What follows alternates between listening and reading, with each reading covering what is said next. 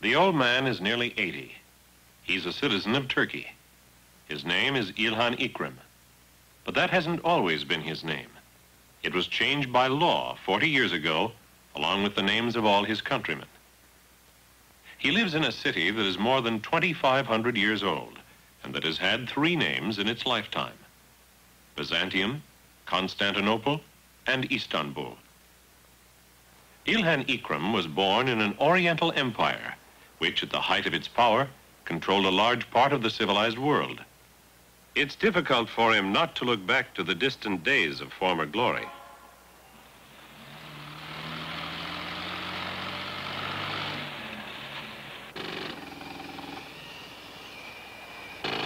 He lives today in a republic which has done everything within its power to force its people to look away from the old days and to take bold steps into the future as citizens of a modern and progressive nation. And to a great degree, it has succeeded in doing just that.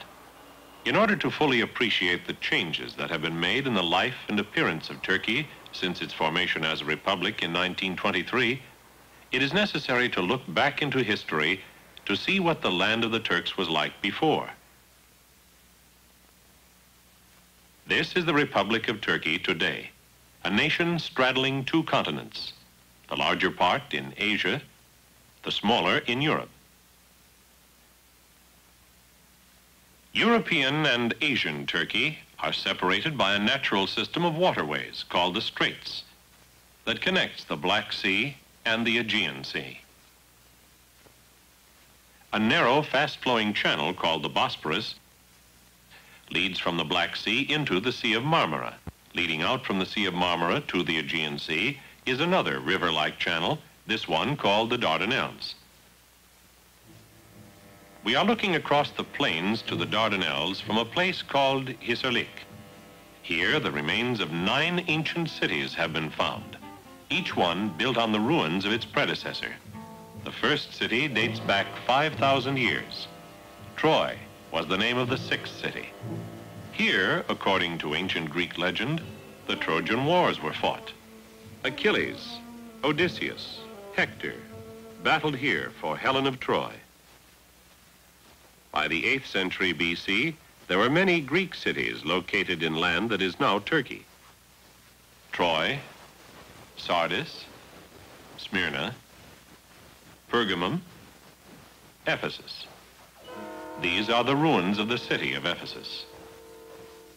These ruins are both Greek and Roman. The cities became part of the Roman Empire about 100 years before the birth of Christ. This is Pergamum, another ancient Greek city that became Roman. These are ruins of the Aesculapium, which was a health sanitarium. Kings and wealthy men came here to relax amid the theaters and libraries and to be cured by the foremost doctors of their time.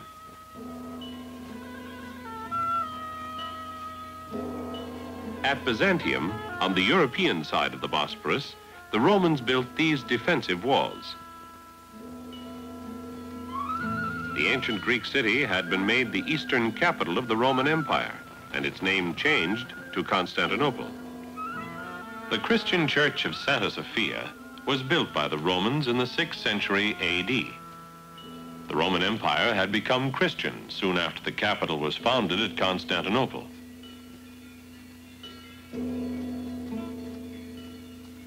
Another chapter in the city's history is disclosed by the slender towers called minarets, which were added later by the Muslim Turks. The Turks were a nomadic people who came from Central Asia. They adopted the Muslim religion as they moved west. The Turks arrived in the land which is now Turkey in the 11th century and established their first empire. 3 centuries later, a tribe of Turks called the Ottomans rose to power. The Ottoman Empire grew quickly, but as with other conquerors, control of the Straits was vital to their success. The Ottomans systematically set out to conquer Constantinople. A Turkish castle had been built on the Asian side of the Bosporus. In 1452, they built another on the European side, just a short distance north from Constantinople. From this strong point, a complete siege of Constantinople was possible. The Turks had, for their time, the most modern instruments of war, and their soldiers were experts at using them. Finally, after more than 60 years of struggle, the city fell, and the Christian decorations inside Santa Sofia were replaced with Muslim phrases in Arabic script. The city became the center of the Muslim world and has remained so for 500 years. The capture of Constantinople, renamed Istanbul by the Turks, led to more Ottoman conquests. First in the Balkans and Central Europe, and then extending around the Mediterranean.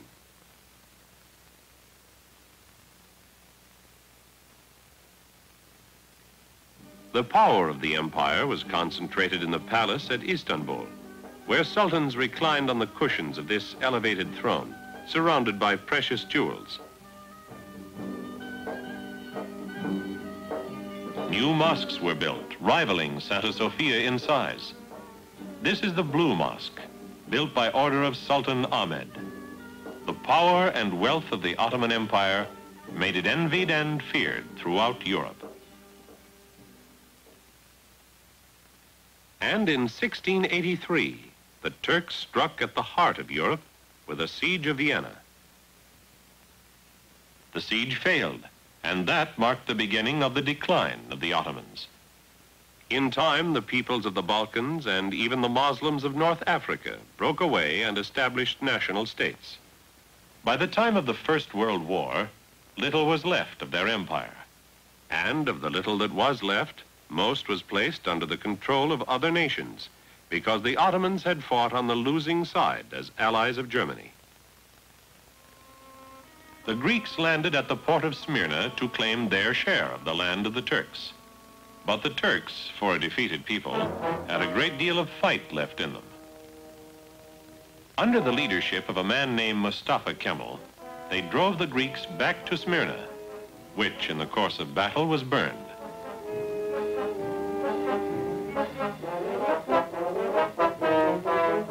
Out of the flames, a new and very different Turkey arose. There was no more empire. The Sultan was overthrown, and Mustafa Kemal became the first president of the new Turkish Republic. The Turkey inherited by the new president was the remnant of a backward and crumbling empire. Mustafa Kemal believed that Turkey had to change into a progressive Western-style nation if it was to survive and prosper in the modern world. And it had to change quickly. Mustafa Kemal decided to change it by law. By law, Turks would no longer wear the fez and other Oriental-style clothing. They would wear Western hats and Western clothes. All Turks would take a family name, uncommon under Muslim culture. For example, Mustafa Kemal would become Mustafa Kemal Ataturk. The complicated Arabian script was no longer to be the alphabet of the land. A phonetic, Latin-type alphabet was developed for writing the Turkish language. It was against the law to use any other. The result, the 90% illiteracy of the Ottoman days shrank. With a simplified alphabet, people could learn to read more easily.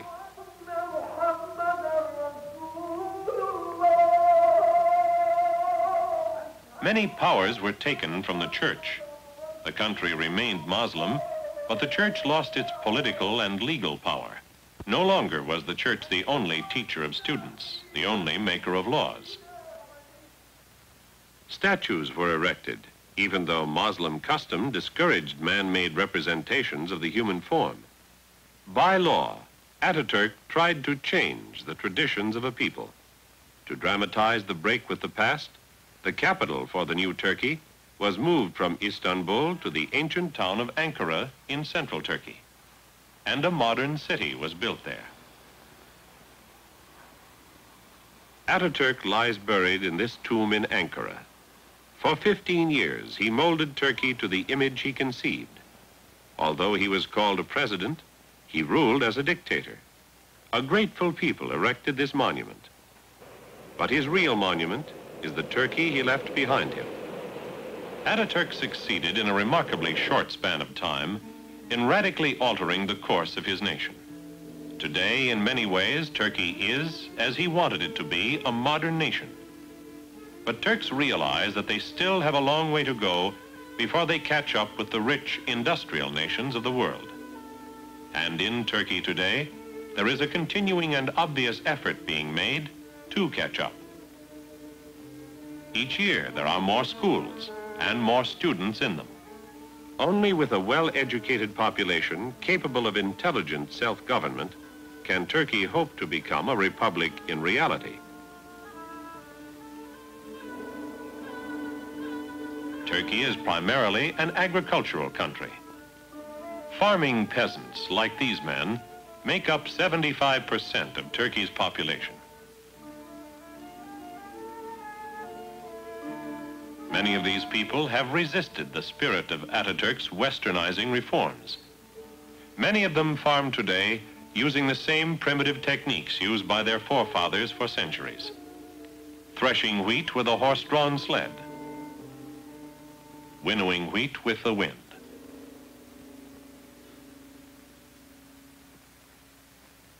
More modern farming methods are being practiced in Turkey, sometimes using machines manufactured in Turkish plants.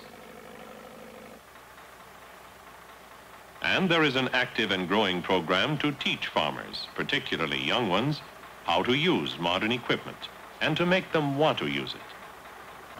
But it will take a great deal of education, as well as a great many tractors, to make this site as common as this one. The Turkish highway system is being expanded, particularly in the central and eastern parts of the country, which have long been too remote for lack of roads. Turkey is a land of many climates, but the great interior of the country is, for the most part, mountainous and dry. In the interior, water is precious and must be saved and controlled and used.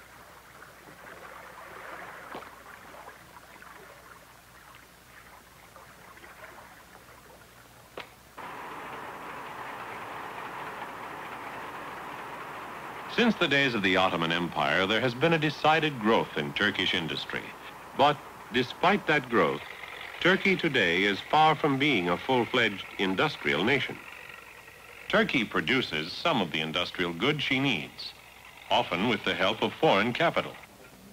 She also exports some products of her industry.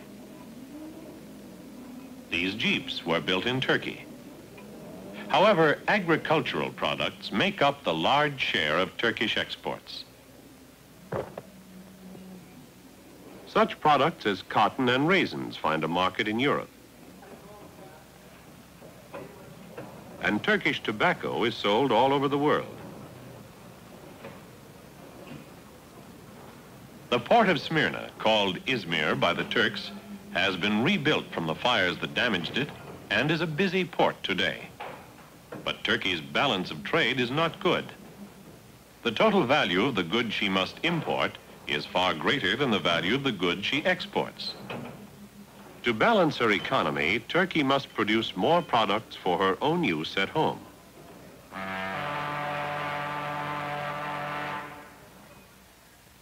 Another problem of international scope. A Russian tanker travels past Istanbul, riding the fast current of the Bosporus. Russia has only two main ports in the eastern part of her huge nation. One is Arctic Murmansk, where shipping is slowed in the winter months by ice. The other is Odessa, on the warm Black Sea.